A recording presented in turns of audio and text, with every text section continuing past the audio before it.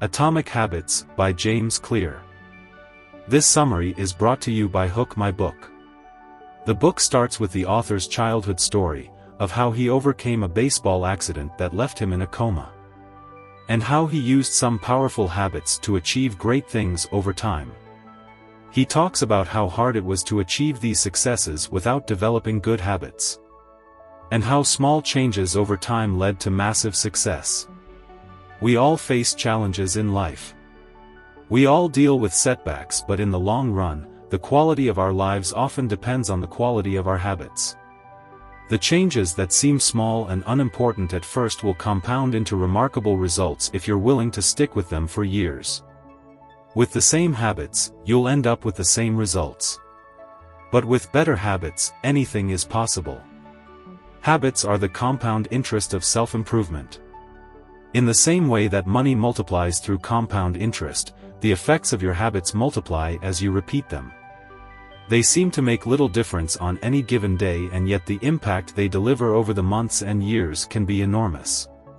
For example, if you can get just 1% better each day, you'll end up with results that are nearly 37 times better after 1 year. However, if you get 1% worse each day, you'll decline nearly down to zero. The slow pace of transformation also makes it easy to let a bad habit slide. If you eat an unhealthy meal today, the scale doesn't move much. What matters is whether your habits are putting you on the path toward success. You should be far more concerned with your current trajectory than with your current results. If you're a millionaire but you spend more than you earn each month, then you're on a bad trajectory. If your spending habits don't change, it's not going to end well. Bad habits can cut you down just as easily as good habits can build you up, which is why understanding the details is crucial. Mastery often comes after years of practice and patience. It can take a long time to unlock the potential for a big change, and sometimes it doesn't happen all at once. Complaining about not achieving success despite working hard is like complaining about an ice cube not melting when you heated it from 25 to 31 degrees. Your work was not wasted, it is just being stored. All the action happens at 32 degrees. When you finally break through the plateau of latent potential, people will call it an overnight success. The outside world only sees the most dramatic event rather than all that preceded it. Habits are formed when a person repeats a particular behavior over and over again. It's important to break bad habits because they can be very hard to change and can lead to negative consequences. It's important to have effective systems in place if you want to achieve your goals. This means creating a plan, following the plan, and getting feedback on how well the plan is working. However, goals are still important. They provide a direction and a goal to aim for. Without goals, it would be much harder to achieve anything. The author says that the problem with not being able to change habits is not you, but the system you are using to try to change your habits. The author is urging readers to focus on the overall system, rather than any one goal, in order to achieve better results. Habits are like the atoms of our lives. Each one is a fundamental unit that contributes to your overall improvement. At first, these tiny routines seem insignificant, but soon they build on each other and fuel bigger wins that multiply to a degree that far outweighs the cost of their initial investment. They are both small and mighty. This is the meaning of the phrase atomic habits. We try to change our habits by changing our outcomes, what we get, our processes, what we do, or our identity, what we believe.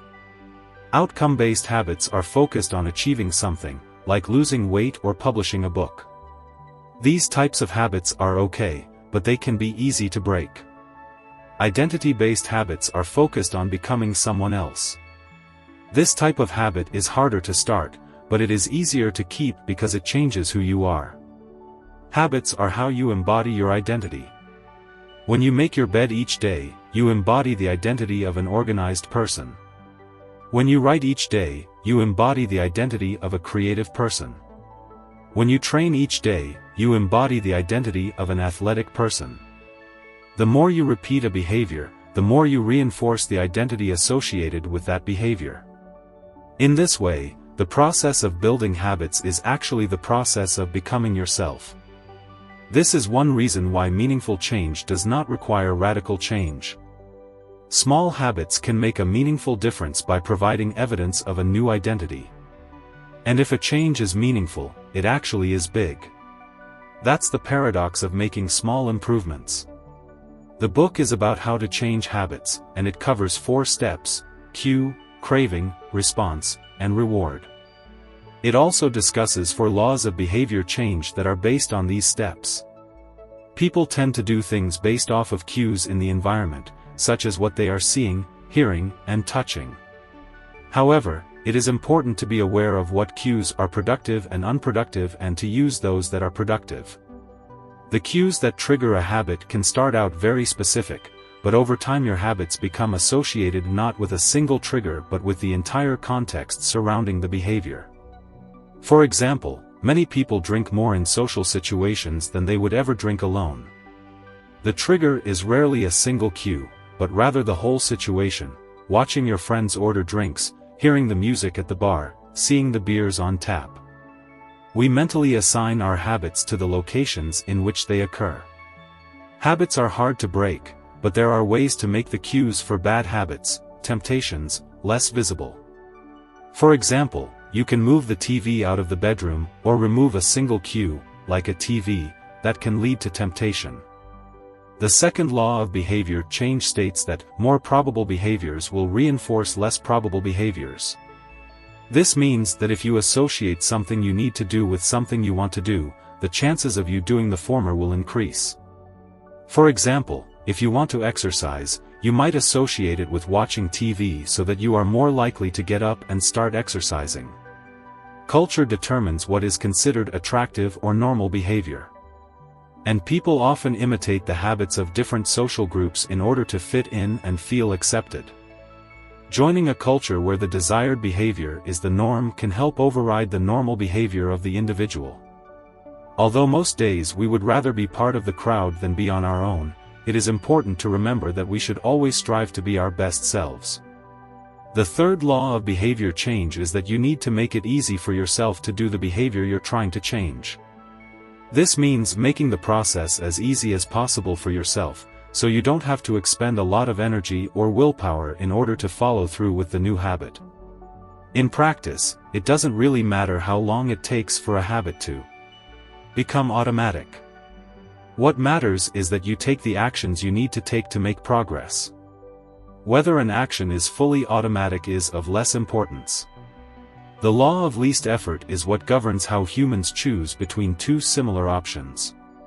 This law is based on how much energy is needed to complete an action. The less energy an action requires, the more likely it is to occur. This law is why it is important to make your good habits as convenient as possible in order to follow through on them. Remember, what is immediately rewarded is repeated. What is immediately punished is avoided. As habits become routine, they become less interesting and less satisfying. We get bored. But anyone can work hard when they feel motivated. It's the ability to keep going when work isn't exciting that makes the difference. Professionals stick to the schedule, amateurs let life get in the way. The Sorite's paradox is a story about a man who has a pile of coins, and as he adds more coins, he eventually has to admit that no one can be rich unless one coin can make him or her so. The same is true of atomic habits. If you make one tiny change, it can lead to bigger changes over time.